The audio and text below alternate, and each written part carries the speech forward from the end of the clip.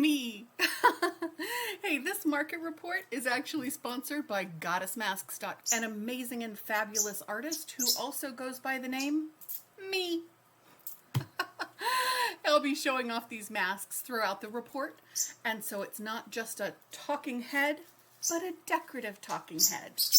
Now, all of these masks are for sale, as well as many others. But now, I'll get on with it.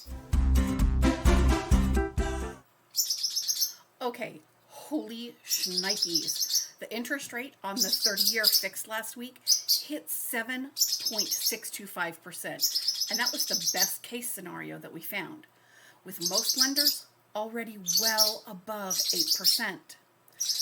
Right now, rates are over 7.75%. Did that finally crack Portland Metro's real estate market? Let's look at the numbers. Okay, so sale prices. If you remember, we had an unusually low number last week that was out of line with the numbers that we've been seeing. Well, the average sale price rebounded back into line with previous weeks. So it looks like that number was more of an anomaly than a new trend, at least for now. I feel like we could be crossing a threshold with rates that could knock us out of that trend in a snap. So far, we haven't seen that, but compared to last year at this time, the average sale price was up 2.3%. The supply of homes available for buyers to purchase continues to increase at a pretty modest level, up from 1% from the previous week. However, if this market follows normal seasonal market dynamics for this time of year, we should start seeing fewer offers by buyers, even fewer homes hitting the for sale market, and fewer homes available for buyers to purchase, at least until our buying season kicks into gear spring of next year. This year has been anything but typical, but we'll see. On the demand side, the number of purchase agreements was relatively unchanged from the previous week. We saw 481 versus the previous week's 487. Now, last year at this time, that number was 567.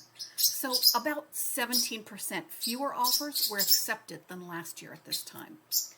Given current interest rates, though, this feels like a respectable number and reinforces my rationale last week that we're dealing with those buyers and sellers who need to transact right now. Plus, those first-time home buyers who are taking advantage of the market after being pretty much sidelined by our recent frenzy unicorn market years. Again, there was no significant change in the number of bank-owned homes and pre-foreclosure homes on the market. The same is true for the number of notices of default, the first step in the foreclosure process. On average, sellers receive just shy of 96% of their original asking price. So on average, sellers had to discount 4% of their original asking price to secure a successful home sale. As I mentioned earlier, mortgage rates have continued to inch up this week. Still, more importantly, the yield on the 10-year Treasury, which is one of our main indicators of where interest rates are headed, continue to rise, at least so far this week. So for now, I expect rates to rise above that best case scenario of 7.75. What's that going to do to our market? Check back with me next week at this time to find out. Hey, thanks for watching this video to the very end and saying, ooh, pretty. I hope I was helpful, and if you have questions or are interested in purchasing a mask, DM me. Remember to give me some love on the post, and if you know somebody who just has to know about the Portland real estate market, tell them about me. Please like and follow the channel if you haven't already, and be sure to hit that little bell icon so you don't miss one of these updates. Have an amazing week, and I'll see you next weekend.